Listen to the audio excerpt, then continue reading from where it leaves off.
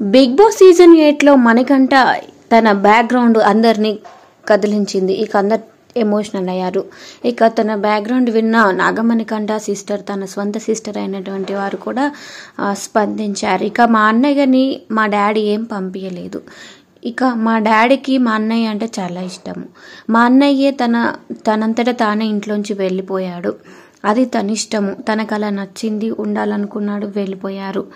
కానీ మా నాన్న ఏదో ఇంట్లోంచి వెళ్ళగొట్టినట్టు ఇలా బయట ఫోక్ అవుతుంది, బయట ట్రెండ్ అవుతుంది. చాలా కామెంట్స్ అయితే నాకు వస్తున్నాయి.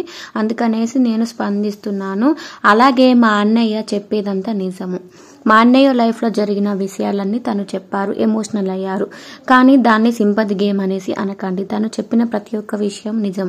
కాకపోతే తన ఇంట్లోంచి వెళ్ళిపోవడానికి కారణం మాత్రం మా నాన్నగారు కాదు అంటూ తన ఇష్టంతోనే తనంతట తానే వెళ్ళిపోయారంటూ పోస్ట్ చేసుకొచ్చారు.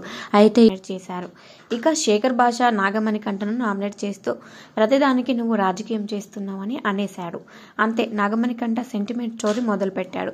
కానీ అతని మాటలకు అందరూ కన్నీళ్లు పెట్టుకున్నారు. చావుదాకా వెళ్ళి వచ్చా, మీరు చూడలేదు.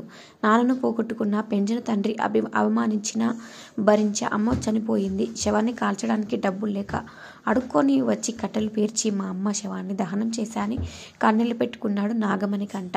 అతని మాటలకు హౌస్లో ఉన్నవారు బోరున యాడ్ చేశారు. ఇక నాగమణికంఠ సింపతి గేమ్ ప్లే చేస్తున్నారు అనేసి కొంతమంది కామెంట్ చేస్తుంటే, ఇక అతని బాధ నిజమే కదా అనేసి ఇంకొంతమంది ఫీల్ అవుతున్నారు.